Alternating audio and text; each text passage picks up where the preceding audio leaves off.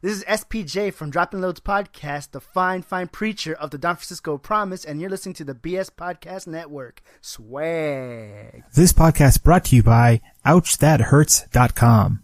Visit Ouch That Hurts for music, gaming, reviews, editorials, podcasts, and more.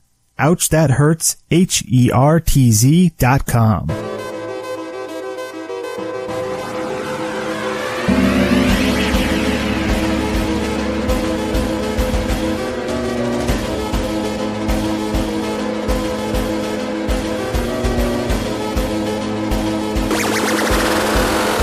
Hello, everyone. Welcome to episode 25 of the Save Point Podcast. I am Dan, joined here like I do every week, or that always joins me every week, is Steve. Yo. And Steve, I don't think you and I have actually ever missed. Have we ever missed? What, an episode? Yeah, you actually have missed an episode. Yeah. I take that back. Everybody's actually missed an episode. You had that child thing that happened, where your wife gave birth. Yeah, I mean, I had to be there. I mean, it's in my contract to be there, so I had to go. Yeah, got it. No problem. Well, glad you're here.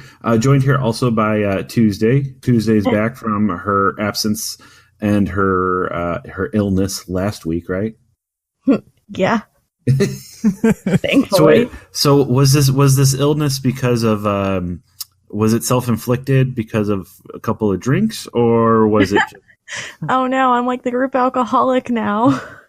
No, never said that. No, I don't know. You know when you get food poisoning and you know like the exact bite that gave it to you? Yeah. Oh yeah. Yeah. I guess that counts as like self-inflicted, but well, that's good. We're glad we're happy you're back, and also joined here the man that will save your souls because he has the name Jesus. Hi everyone, how's everyone doing? So how are you doing, Jesus? How's the new place treating you? Need some fix-ups, but little hard work never hurt anyone. Have you gotten that first payment and gone, ah? I don't even want to think about it right now, please. I just had to drop like $400 on a new oven, so.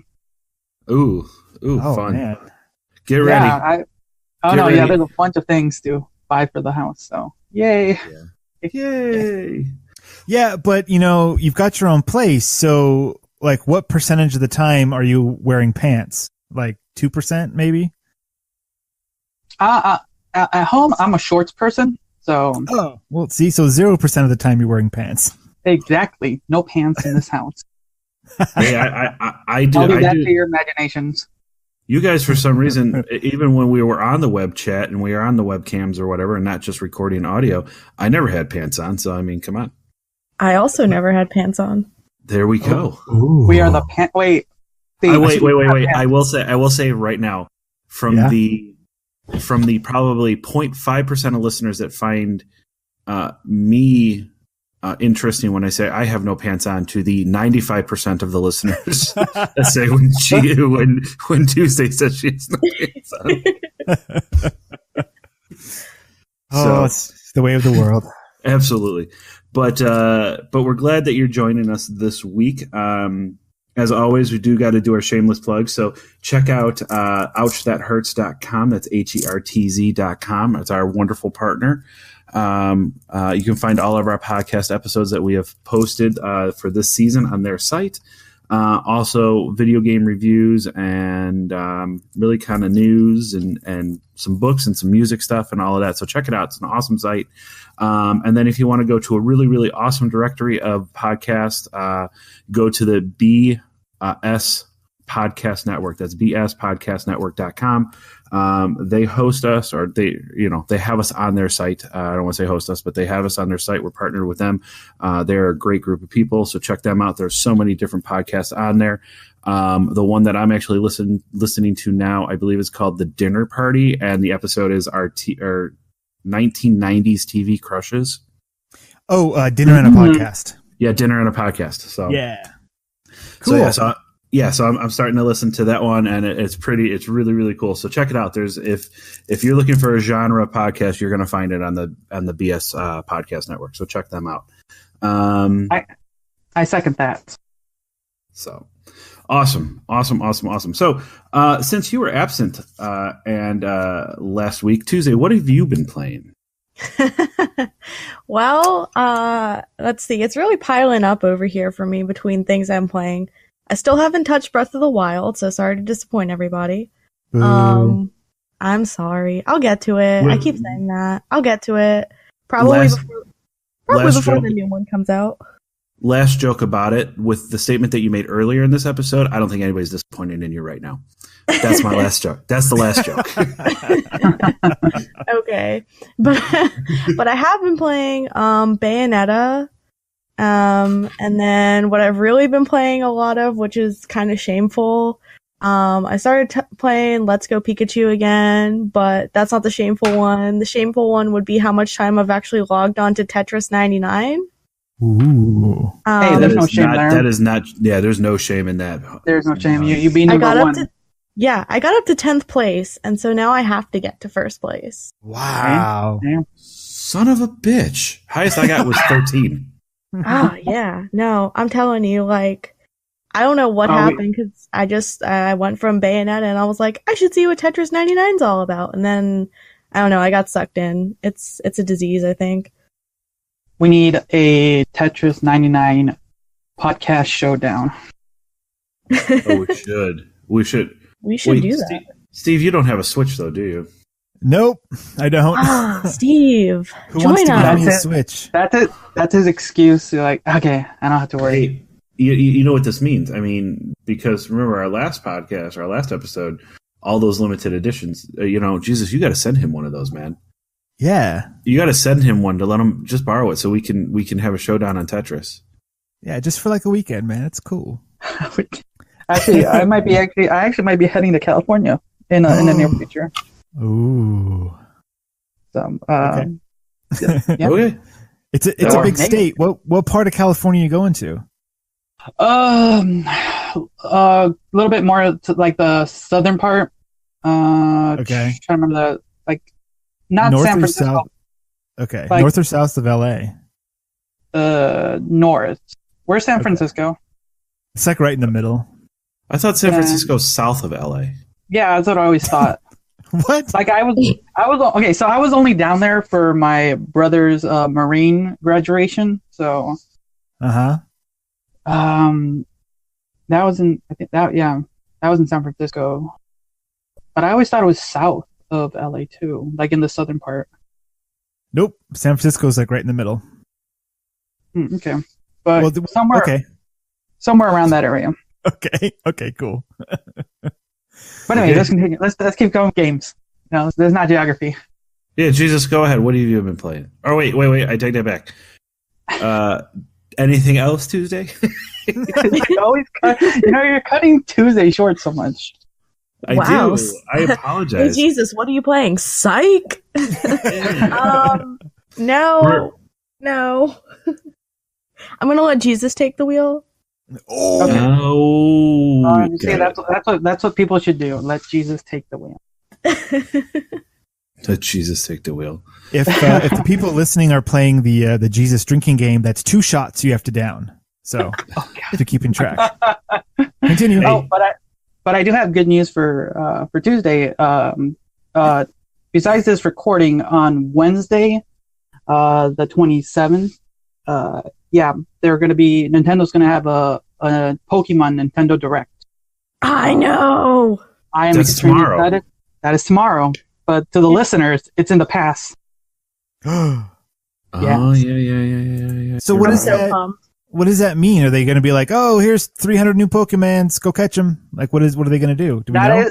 That is the possibility, because during the last Direct, like we talked about in the last episode of the podcast, there was a lackluster information about Pokemon, and there is a rumored Switch main Pokemon title, and this might be the reveal.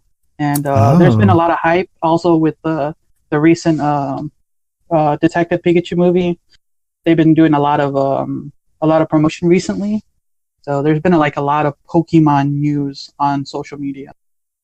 So we'll find out. There might be like a Detective Pikachu thing happening with Pokemon. Let's Go Pikachu, Let's Go Eevee, possibly. So we'll find out on Wednesday. Well, there is that shiny Meltan thing going on right now. Okay, so Is that that might have something to do with it. Okay. If you know, all of the main Pokemon games have always been on handhelds, correct? Yes, all of them. Okay, and the Switch is kind of a handheld. But what I find interesting is that the Pokemon games always come out in twos, right? Red and blue, and then other ones. So yeah, usually. And then red, blue, and then red, blue, the other, and the other ones. Yeah. So what do you if they're coming out with new ones, and we've got two new things we have to think of, like sun and moons and diamonds and whatever. What do you guys want it? What do you guys want it to be? What should it be now? Switch and lock. Switch and lock. Switch and lock. Yeah, Pokemon Switch, and then Switch lock wouldn't be the other. Dock. The opposite. Dock. Yeah. Switch Oh and dock. God. No, let's not talk about docks. And don't no one look that up. Yeah, no, don't look. Don't. Yeah. Pokemon spicy sauce and Pokemon mild sauce. Jeez. Well, what's weird is that they kind of really, from the original, just doing colors and then doing stones, and the recent ones being kind of like X and Y, and then Sun and Moon, and then this completely Let's Go Pikachu and Let's Go Eevee, which threw me off a little bit. Really trying to think about it, it's pretty difficult. I can't even speculate because I can't, and it's not going to be colors. It's not going to be letters. You know what it might actually be? Supposedly, and it might be a code name, but there was a rumor that there was one being called Pokemon Star. So that isn't that a Sun and Moon thing? Yeah, that would be Sun and Moon. But so this is my hope for what this possible Switch game is. It's one of the things that a lot of people in the community have always wanted. They did this back in Silver and Gold and Crystal, where you got to enjoy the Johto region, a new region during that time, but they never announced that there was a second region in the game. So when people finally completed it for the first time, you beat the Elite Four, became champion, yada yada yada. There was a second half of that game. What? So every game after that, there was really no extra region added to any of the other games. There were some extra bonus features like the Battle Frontier in Leaf Green and Fire Red, but there was never a whole nother region added to any of the games.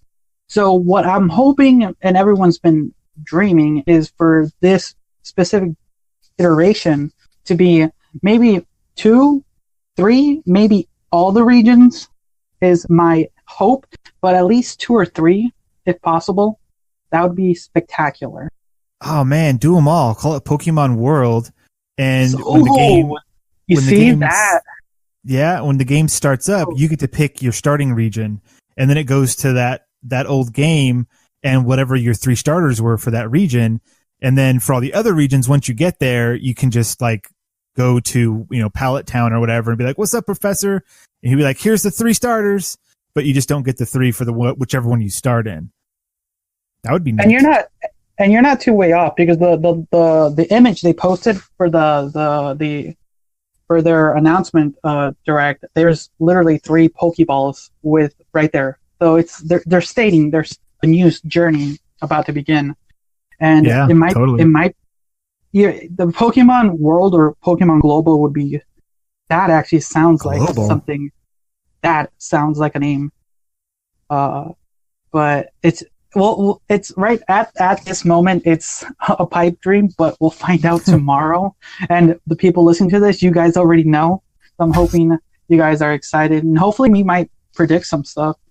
But like, if it is the Switch title, if it is a multi-regional game with the possibility, it might possibly be a brand new region as well, because it's always been like that every year, minus a couple of they skip with reboots. They've always done a whole new set of Pokemon with the new regions. Well, that'd be cool if they start the game with a new region, and then after you become the champion in that region, then it opens up all the other regions. And like that, like kind of the like the end game is the rest of the world. That'd be kind of neat. That would be neat. Except I would struggle during the Alolan section of that world. So. I really hope they don't continue off the Alolan model. That's one thing I'm hoping they do away with. I don't think they will. I think they'll go with the traditional 8 gyms, champions, and then so on and so on. Well, really, this game, like the fresh new thing with it is like everyone's switched. Like aren't they all like online and stuff? Like if this doesn't have a really solid online portion of it, I think it's just going to be trash. It's going to be a garbage game for trash people. Another thing I'm hoping they'll also. So one of the things I've had issue with Let's Go Pikachu and Let's Go Eevee was their catch mechanic. Like it was a version of that they did for Pokemon for Pokemon Go, which it works for a mobile game, but it was I personally did not enjoy it as a Switch thing. It's a fun gimmick, but what's the gimmick? I haven't played. What's the deal with it? I don't know. You just spin the ball and it kind of just throws the cursor instead of your traditional. You fight your Pokemon to see if you can lower its HP, and then you throw the Pokeball. Oh, okay. Yeah. It does work a little better with the Pokeball, the handheld that they were releasing with the game, the Pokeball controller. It works slightly better with that, but not too much. Yeah, but kind of a bummer. But I think I enjoyed the classic style of trying to catch Pokemon a little better. But having the new animations would be great. Even the way you caught Pokemon won't be too bad either. I did like I might have hated it at some point, but the randomness of trying to catch Pokemon isn't that bad. I tell you this: if they announce a new real Pokemon game for the Switch, I'm gonna have to seriously consider getting a Switch, because I've skipped a couple of Pokemons now, and I'm ready to play more again. So that might get me back on the bandwagon. If this is going to be Pokemon World / Global, this might be the one to get, and it's going to hold you for a very, very long time. That would be amazing. Yeah. If this is a Pokemon Global, I'm definitely going to be lost in the sauce. So, oh God, no, we're in the Pokemon sauce already. Hashtag lost in the sauce. I don't think y'all will ever hear from me again. First off, big ups to the y'all that came out. That was good. You are welcome. And second, you guys are disgusting. Okay, let's transition over. And Steve, what have you been playing? Oh man, I've been playing this sauce mini game where I just cook sauce all day. Great. He made this hollandaise the other day that was. What was that, Tuesday? I said, is that Sauce Simulator 17? Sauce Simulator 2017. Yeah, you boil in real time. It's crazy. You just got to wait. I really haven't gotten a chance to play too much. I played Anthem, and I'm sure we can talk about that quite a bit. But the other thing that I did is I found my old PS2. Oh yeah, we saw that post. Yeah, we did see that post. And if you're on our Discord, you would have seen it too. Join our Discord. Join our Discord.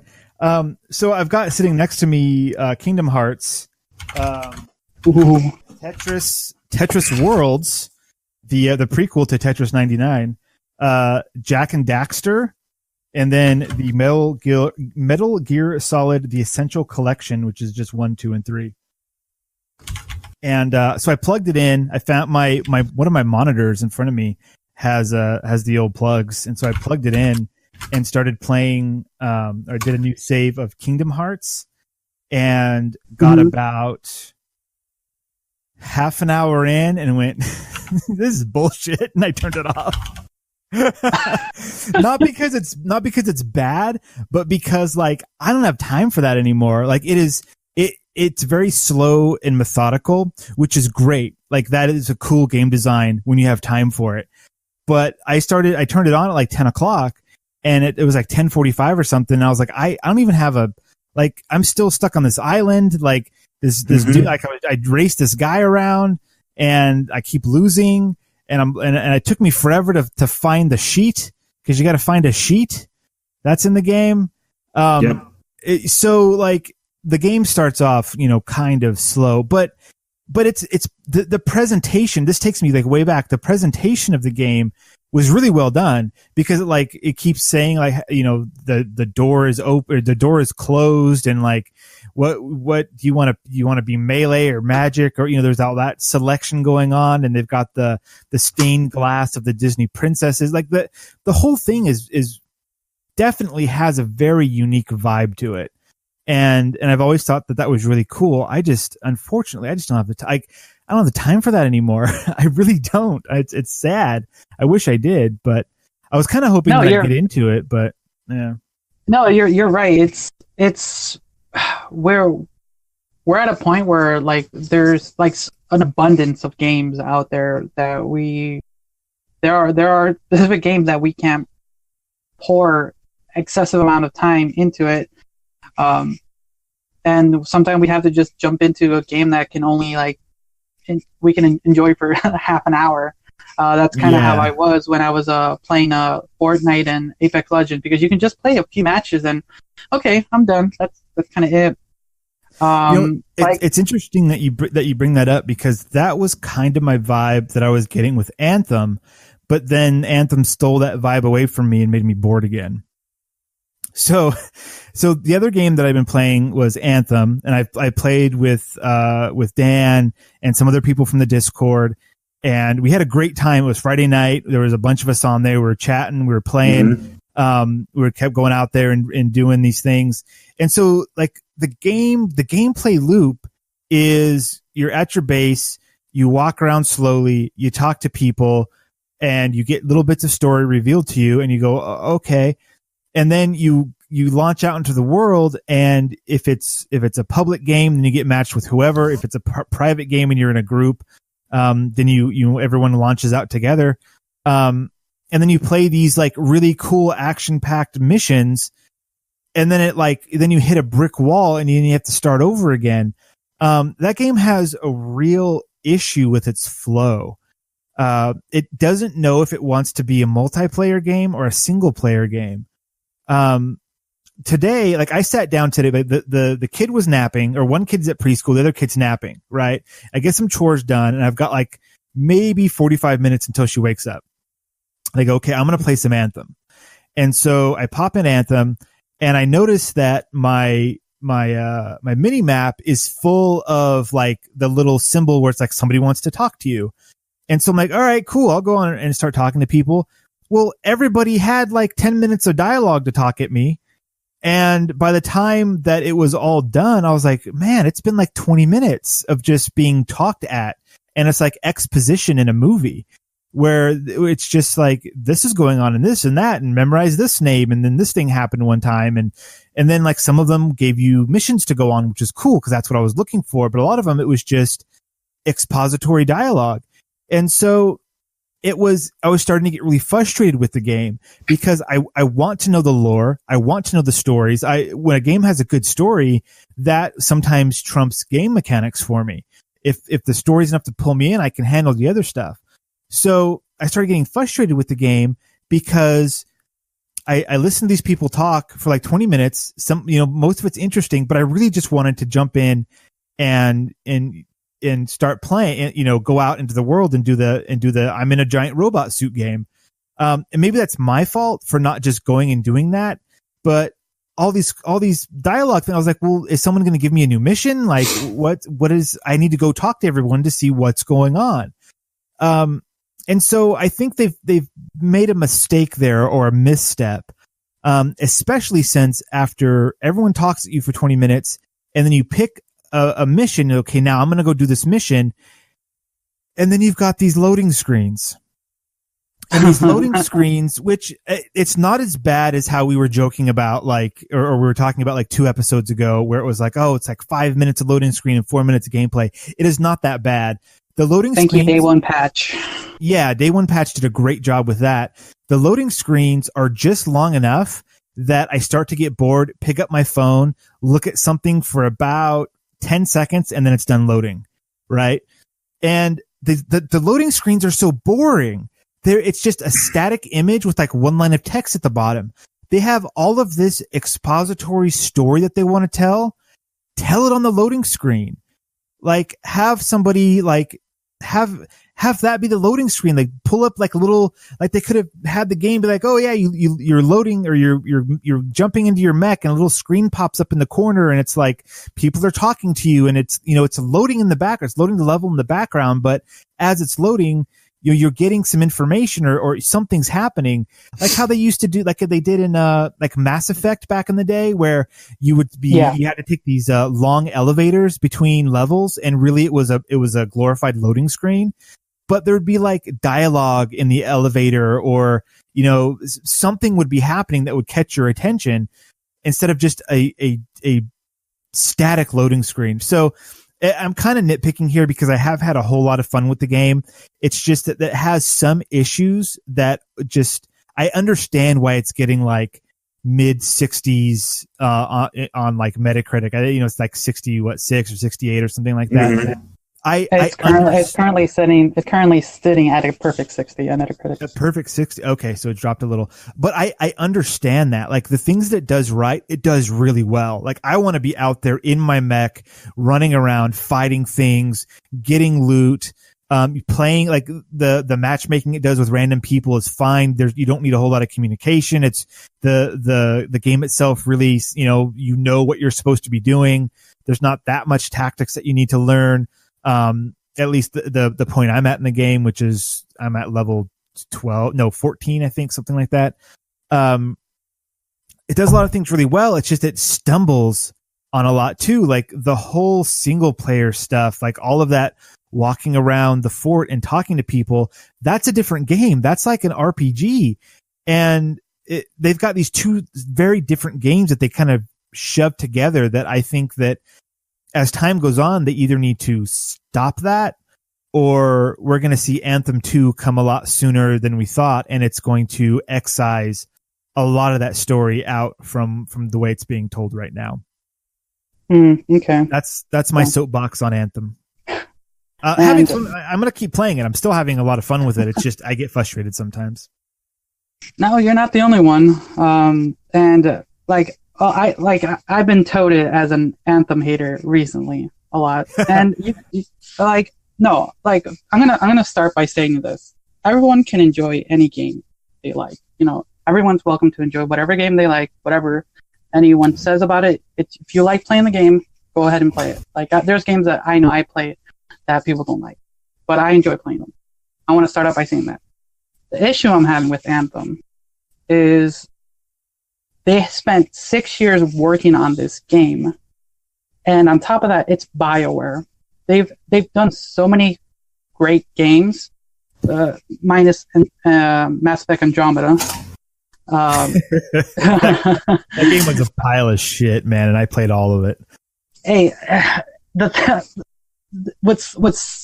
what's happening right now is Mass Effect Andromeda has a better rating than Anthem.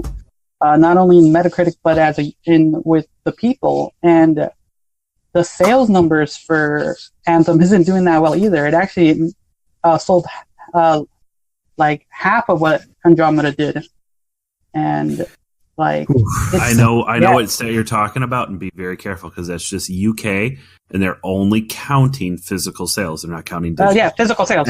Physical sales, yeah. And in 2017 or 2018, whatever it was, 2017, 80% of people in the UK buy digital. They don't buy physical. So you got to be very careful with that.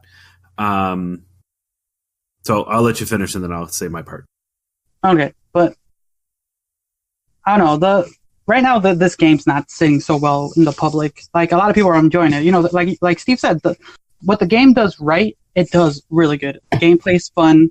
The movement mechanics great. It looks beautiful, but there are so many quality of life things that need to be fixed, and it needs to fix them as soon as it can and bring out some of the content sooner better than later, or the populace is just going to dwindle little by little until Anthem 2 might be here faster than we might see. I don't want another incident like what happened with Andromeda, where some of the BioWare staff got laid off just to kind of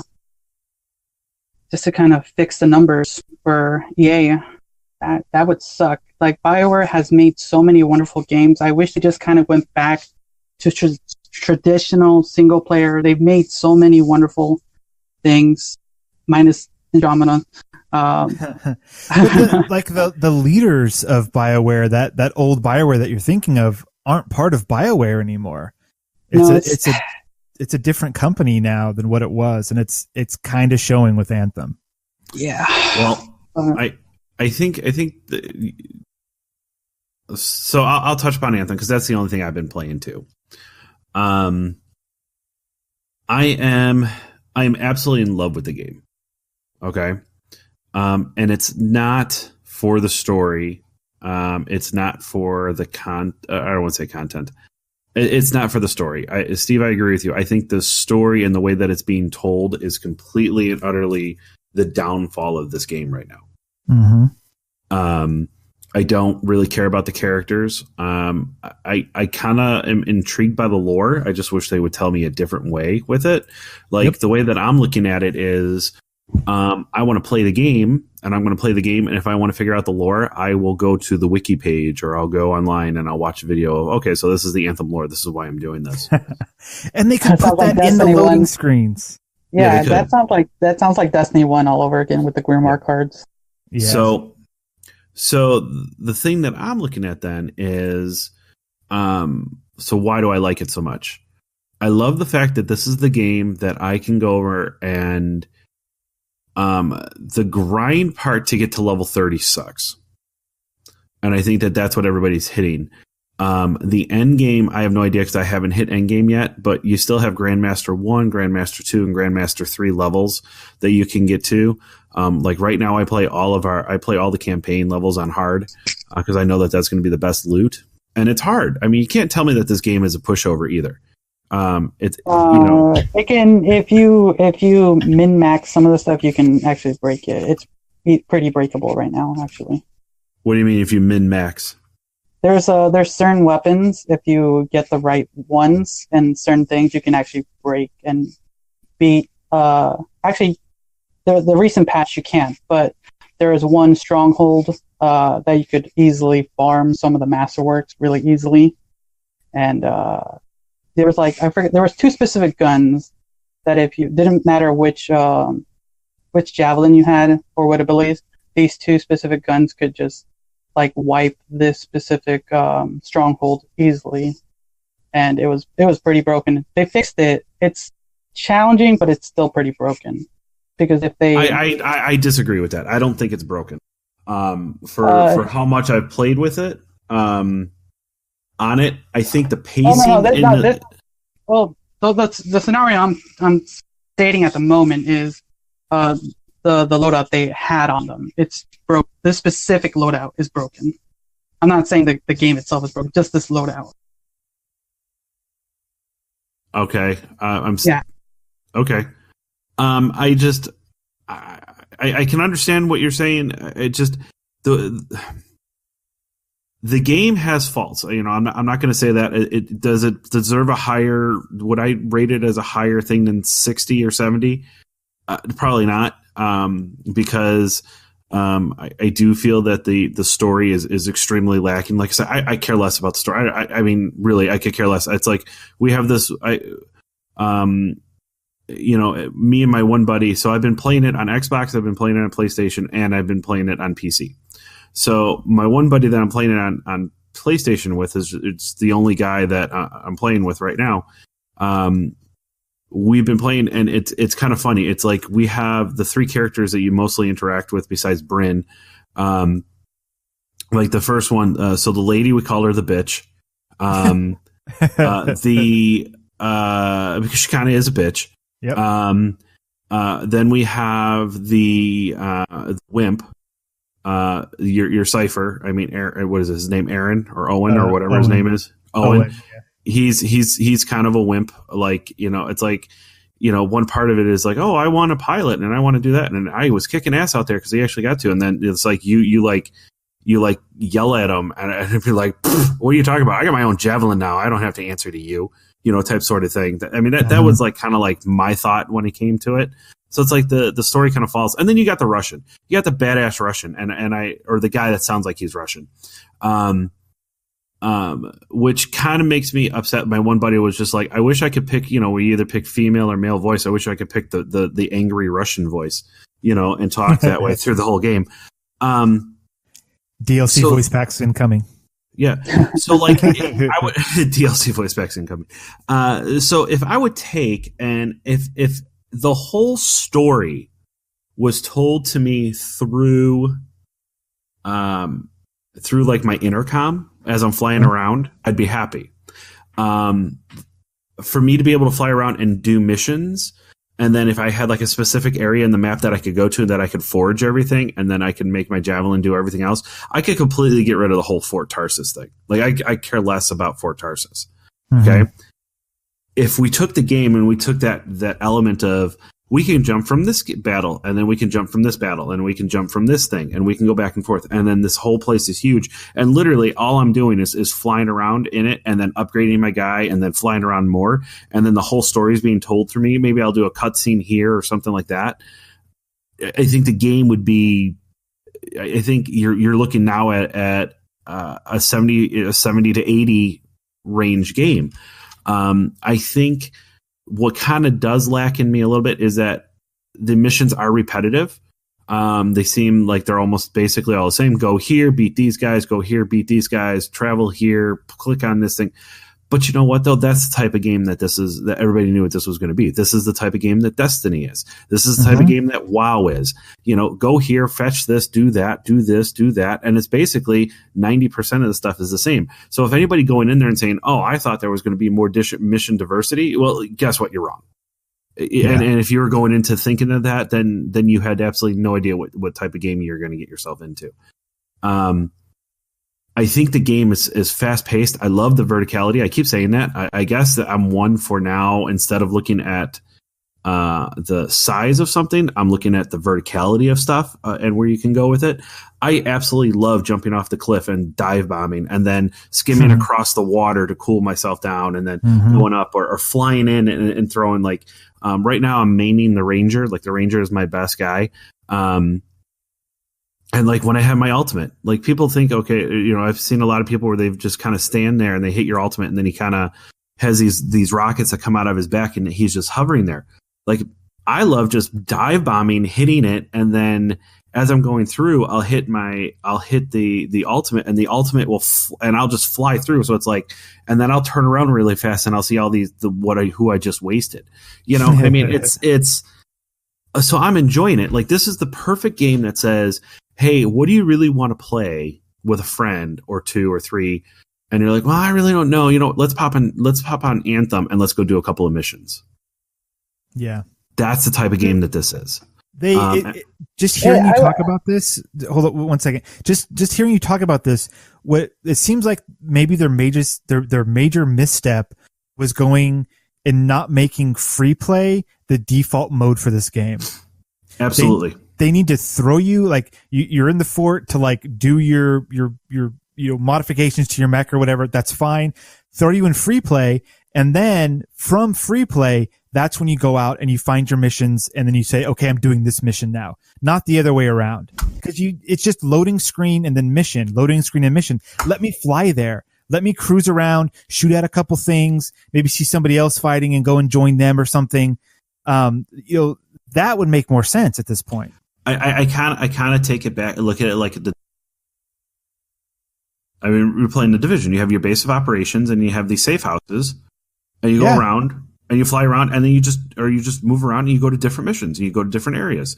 This area is for this level. This area is for this level. I think that if they kind of went that route, I think that you're looking at a completely different, enjoyable game. Because that's the other thing. Look at the Division. The Division is the same missions over and over and over again. But yet it was great. Mm-hmm. So here's the thing I want to input a little bit.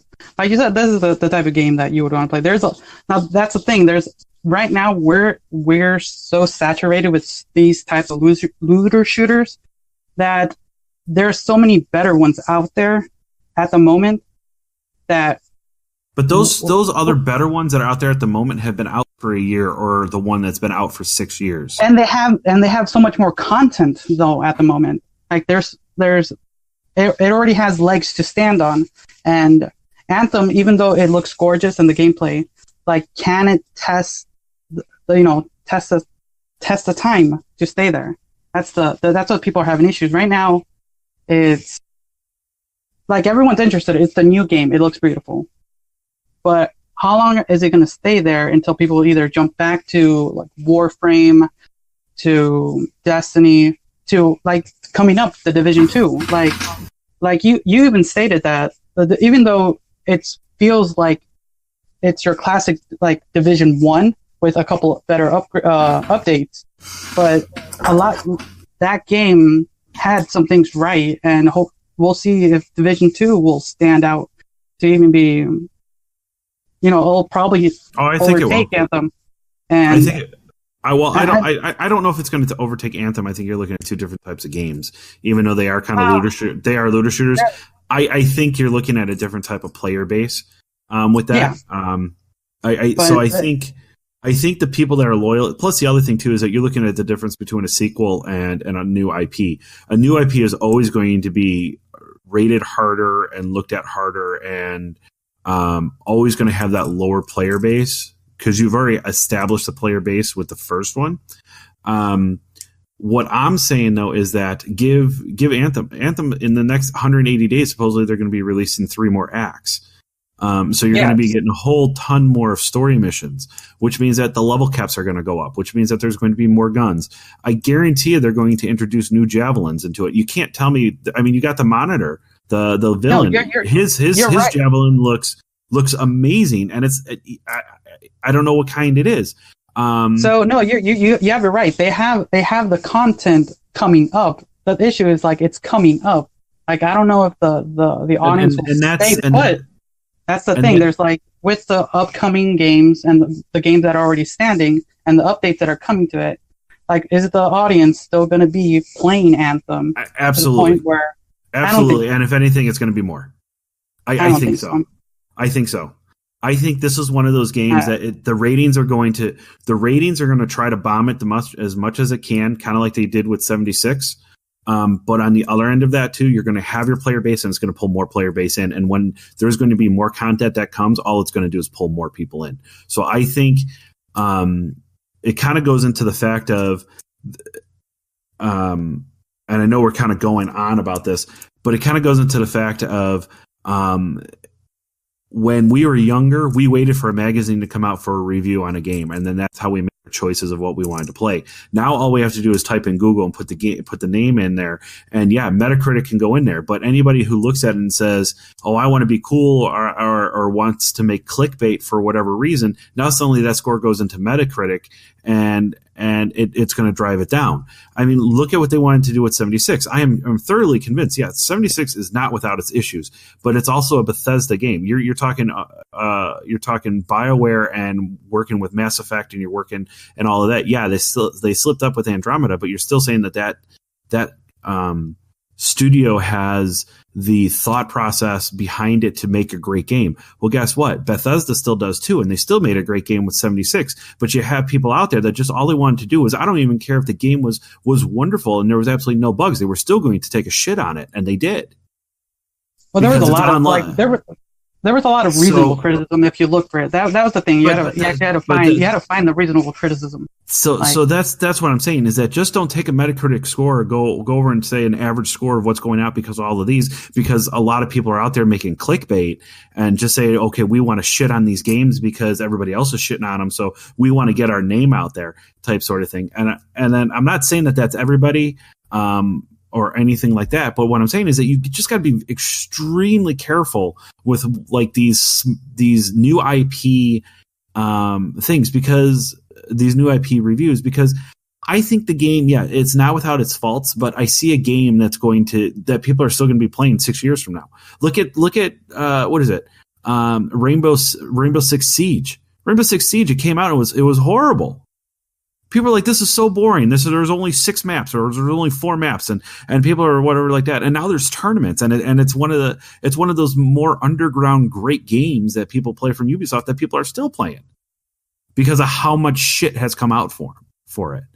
So I mean, it's you know what? I don't want to cut you off, Steve, but we haven't heard from Tuesday in a while. That's okay. So with her, because I know that Tuesday, I know that you said that you probably were not going to get the game, or you haven't gotten the game, or whatever like that.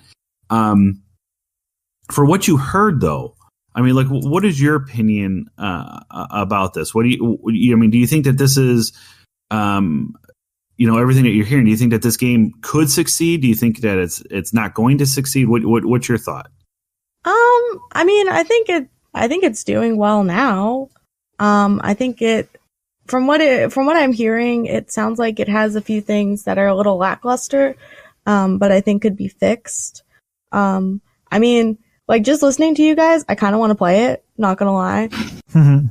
So if that worked on me, who doesn't really play those kind of games, it would probably work on other people. Mm-hmm. But I mean, overall, it seems like it's a good game. It just has some, like, not so hot parts to it. But that just comes with, I think, improvement. So. True. Steve, what were you going to say? I was just going to make comment on the, like, waiting for games to get good. Like you said, with what Rainbow Six Siege and some of these other games, that it takes them a few years to kind of get moving. We that's also kind of a trap to fall into. Look at a lot of TV shows that now people are saying, I'm going to wait till it's on Netflix and watch the whole season. And then they're getting canceled because they're not getting the ratings, to stick around while they're first airing. And we have to be careful with games. Like, if we don't have game reviews, and if we can't trust reviewers, we can't just go out and buy every single game and try it to see if we like it, right? Like, there has to be something out there, like a review system, like a Metacritic, or, to give us some idea of, like, well, should I buy this game? Is this game for me? And we're just kind of in a weird kind of in-betweeny place where reviews are kind of like, you have to find people or reviewers that have a similar gameplay style as yourself, and then kind of trust what they say. Because to go for something like a Metacritic just sucks up, all reviews from everywhere and just kind of averages them out. That's kind of not fair. And we kind of don't know everyone that it's grabbing from, whether it be reputable sites or non-reputable sites. And it's just, we're just in a weird spot when it comes to, should I play this game or not? So I just wanted to chime in with that. The other thing, because you mentioned it, Fallout 76, and we weren't planning on talking about this, but I'll touch on it real quick. How do we always end up back at 76? Because it's going to be awesome one day, maybe. Yeah, the moment someone says Fallout, like, Steve's ears just perk up. Oh yeah. It's like when you see a dog and you go, you want to go for a walk, and the dog looks at you like, fuck yes, I do. Like anytime someone says Fallout, that's me. Just real quick, they had they came out with a roadmap for 2019, and they announced a lot of stuff coming to 76. So they've kind of been kind of quiet lately and just kind of been trying to patch things, sort of, and it's kind of been a folly to see them like struggle to try to keep up with all the people breaking their game. But to their what am I trying to say? They're doing good over there because they've announced like 3 new not really expansions, but 3 new things coming out. They're calling Wild Appalachia, Nuclear Winter, and Wastelanders, which is spring, summer, and fall 2019. They're going to add in raids with vaults. They're doing new play modes. They're doing a bunch of new quests. All kinds of stuff is coming. And so when they came out with this roadmap and you read through all the stuff that's coming, like this is what I expected to see a lot sooner than now with them. And I think with a more established online versed company, this would have been out real quick, like how for Anthem we already have the here's what's coming next, tune in, it's coming soon. But Fallout 76, we've kind of been quiet, except for them having said, oh yeah, we've got a bunch of stuff planned, but then just being quiet about it. Well, now we know all the stuff that's planned, and now we have something to look forward to.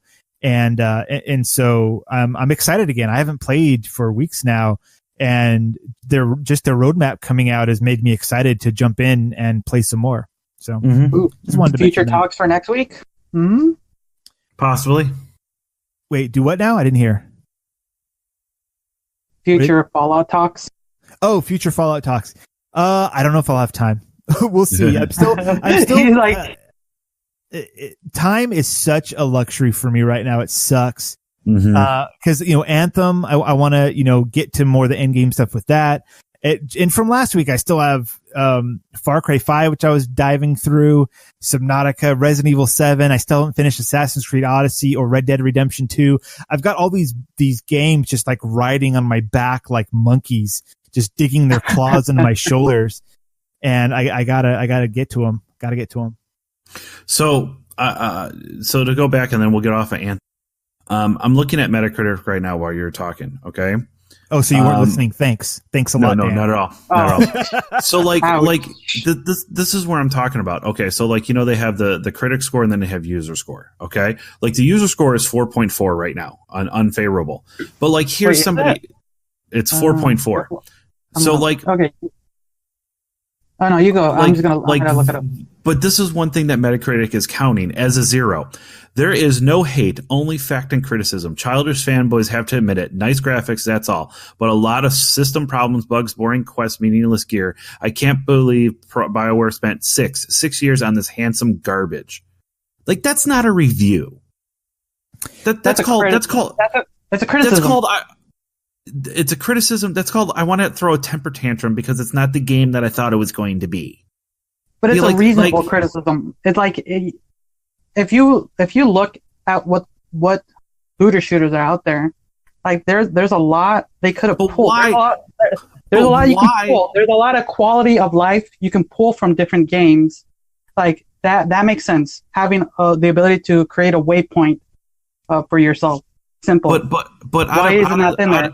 Out of a 10, you're going to give it a 0 for that. So do you realize? Do you realize that's the issue that people have? Yeah. This is the problem. That's the thing. That it doesn't deserve a 0. This is the problem that I have with averages as far as how Metacritic goes. Now, I'm not extremely versed in their analytics, but if it does work the way that averages go, think of a 5-point scale, like when you're getting graded with grades, like in college. Okay, a 5 was an A, a 4 was a B, a 3 was a C, a 2 was a D, and a 1 was an F, a failure. Okay, now if you get 1 F, it takes, just for you to get back to a B, it takes 3 A's by average to get you back up there. Or I'm sorry, it takes 2 A's for you to get back up there. So if somebody throws 4 zeros on this and you got to get back up to a 10, you're looking that you need to have perfect scores for at least 6 or 8 different straight scores just to get rid of, or I think it comes out to like 3 or 4. Like I said, don't quote me on the analytics because I'm trying to do this off the top of my head, but it's going to take like 4 perfect scores just to raise you back up to a letter grade under that. Like, so like somebody can, once again, it's that review bombing where it's like, I'm just going to give it a 0 on 1, and it shoots that score down, and it's so hard to pick up a score, and it's so easy to throw down a score. So like, and I think Steve said it best. Like, find someone who, like, find the reviewer who has a little bit similar playstyle as you. Like, listen to what they have. If they have a reasonable criticism, like Steve put it best. Like, there's a lot out there where we're oversaturated with people stating their opinion. But just find someone who you have faith in their opinion, and see what they have, and just see what they had to say about it. That's really the point, really, at this point. So yeah, but we got to get off this topic. Let's move on. Oh yeah, we're running low on time. So I'm going to pose a question, yes or no answer. Steve, if you were going to buy a new Xbox and it was completely discless, would you do it? No.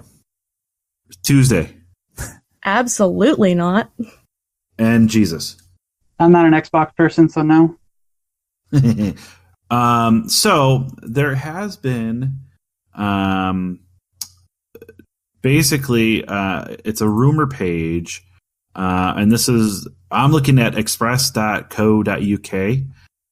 They came out with a, the author. Whoa, hello.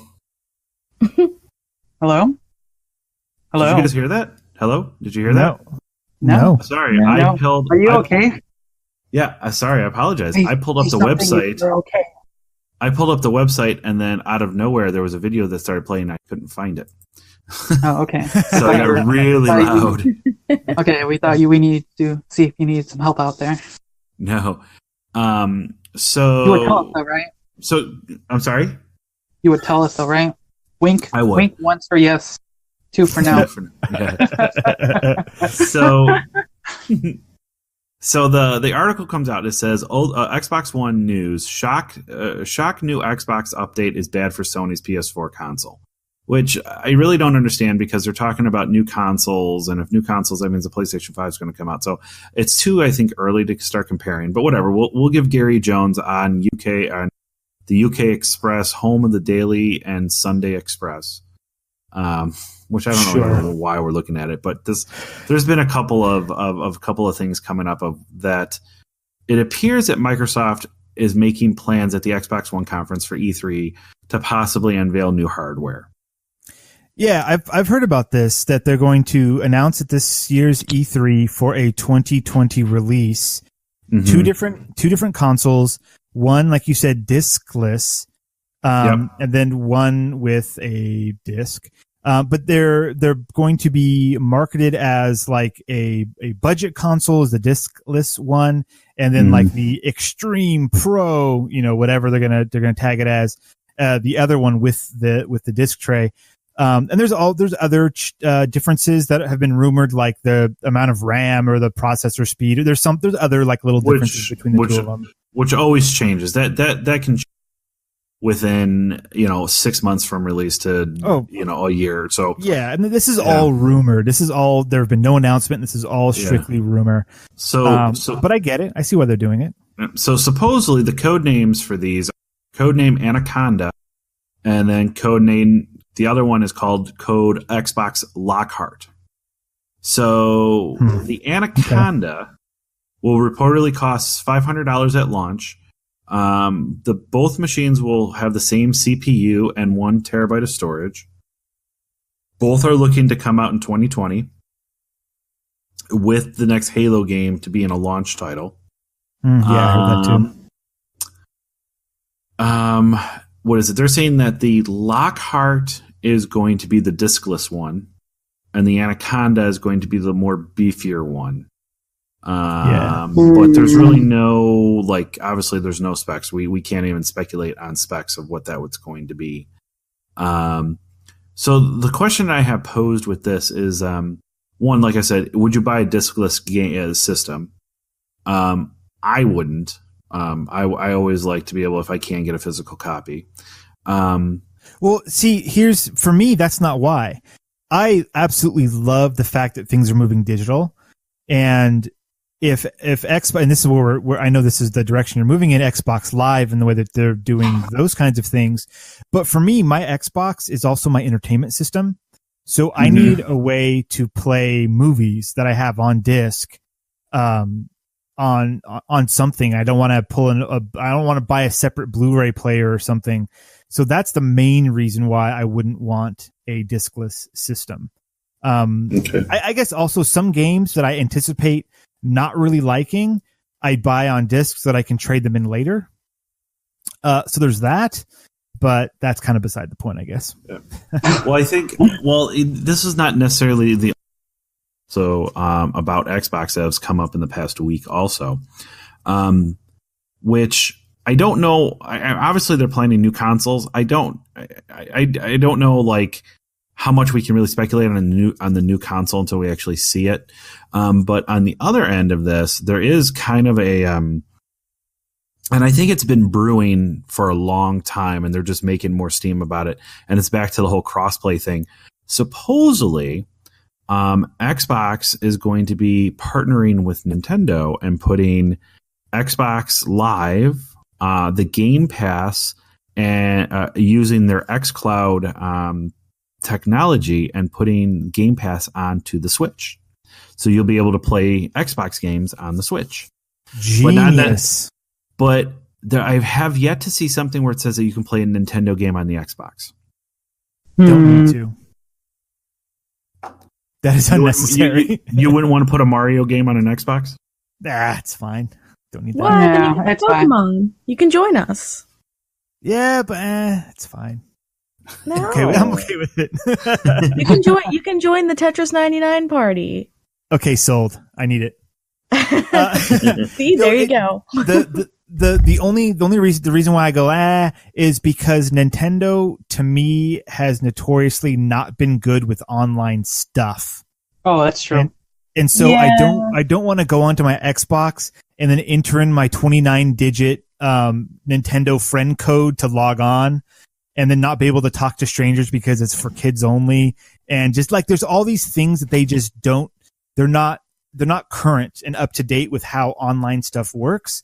So if Nintendo was like, "Hey, we're coming to Xbox," I would just kind of go, I don't know about this, guys. I don't know if we can trust this. But going the other way around, with Microsoft, and they've been doing this Xbox Live thing since the original Xbox. They have a lot of, they've done a lot right over the years. And so I tend to trust that a little bit more. And, it's going to be, since you're using the xCloud thing, which is reported like, it's like a streaming service, a game streaming service where you're playing on a console or on a machine somewhere else, and it's just streaming the data to you. That sounds perfect for the Switch. And that's just like opening up a window to somebody else's computer and playing it that way, and that sounds perfect. Like, why not? And Sony, why aren't you getting it on this deal too? What's the deal? See, that was going to be my next question. I think, I think it's so funny because I think the cards are just falling into place for what's going to be a very interesting spring E3 season.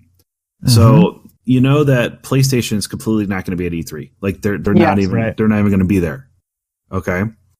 No conference, no booths, no nothing. They're completely skipping E3. So the only thing that's going to be there is basically Xbox and Nintendo. Now Nintendo hasn't done a live conference in years. So the only really live conference that's going on is Microsoft. I will tell you right now, if this is going to happen, they're not going to make an announcement until Doug Bowser comes out, which, as we can say, kind of a side note, Reggie Fils-Aimé, president of Nintendo America, is retiring in April.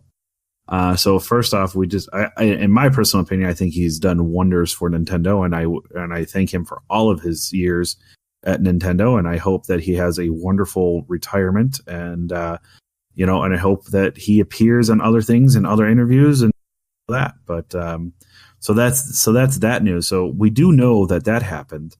But I think Doug Bowser at some point is going to just walk onto the stage of Microsoft, and they're going to announce it. And I'm telling you right now, that place will erupt. You want to see? I mean, it's going to go crazy. It's going to go crazy if that does happen. It's going to be nuts. Ooh, I can only imagine. I can imagine that. Oh God, I'm just picturing it. Oh God. We lost him. We lost. Yeah, we lost him. I mean, it's. I mean, and I don't know about you, but I mean, I really don't see the. I don't want to say the point of Game Pass right now, because a lot of the games I do play on PlayStation. But I will say this: you start to keep that $10 a month or whatever like that, but yet I can play it on my Switch. Yep. And that means that Xbox games are now portable to me. I'm game. I'm sign me up every year now. That again is another point for people like me to say, you know what, maybe I will pick up a Switch, because that's essentially a handheld Xbox at that point. Like, that's pretty appealing. That's pretty darn cool. Yep. And I think once again, it's going to it's going to be it's going to make for an epic event at E3. Yeah, we'll see. It really is.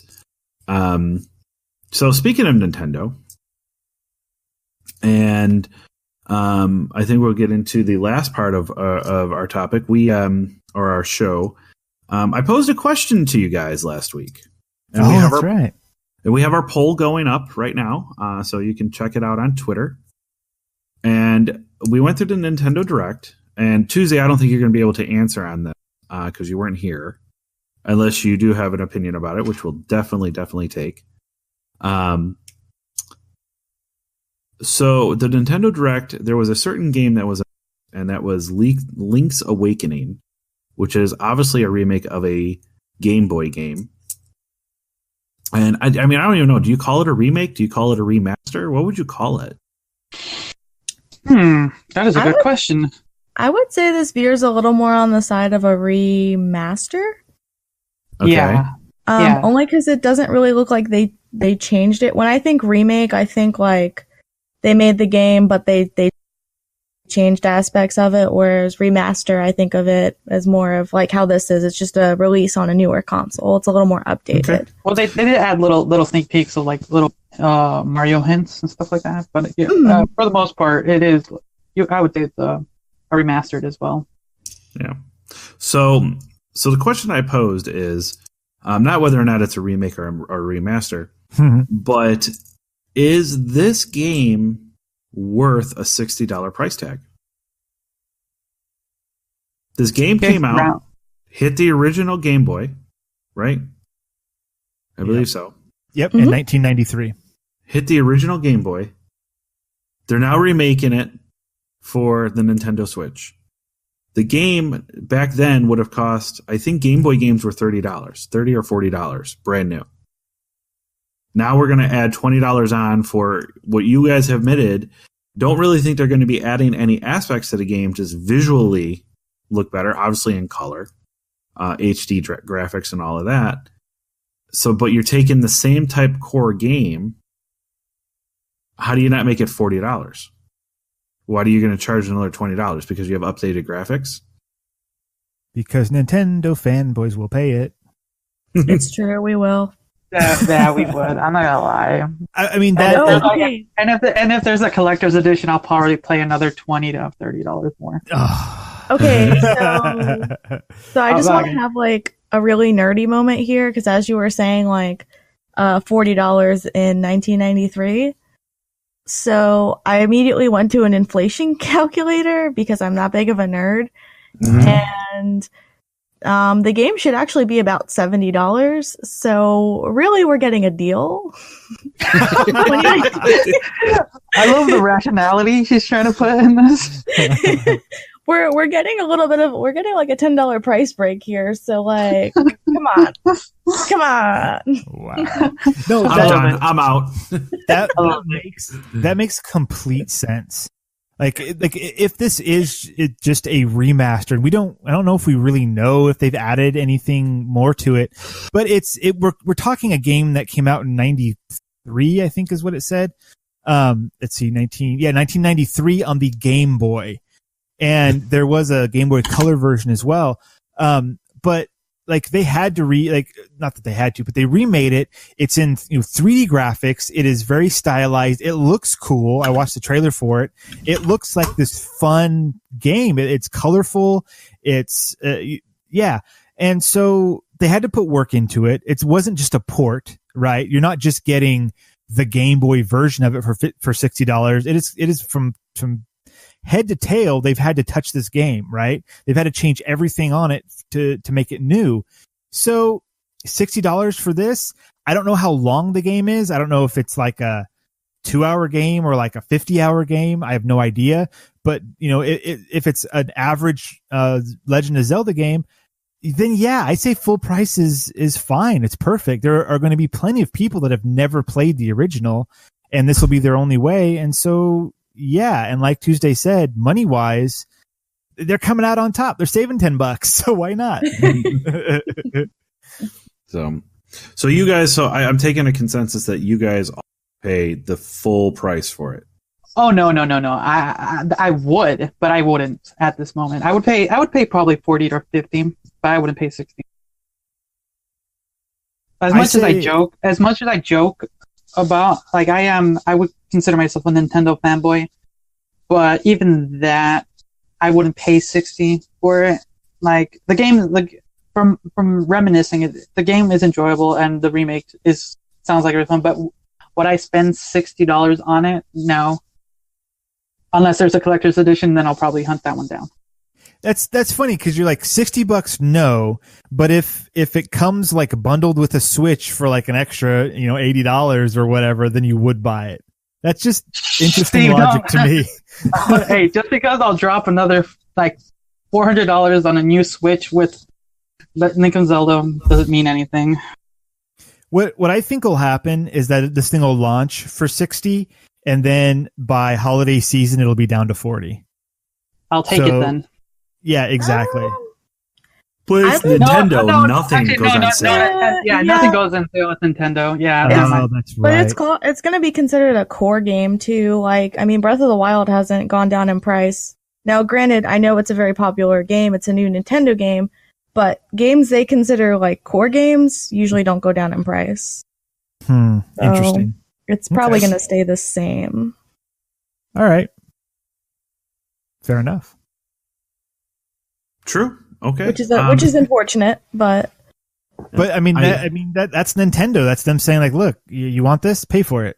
And that's what they do. And they've been doing it for years and we keep paying for it. So, or some of us do. I don't, but some of us do. That's fine. Yeah, some of us do. We're not going to name names, but we're out there. So right now we have our poll going, and it is more leaning towards yes. People would, though we do have some people that says maybe it depends on.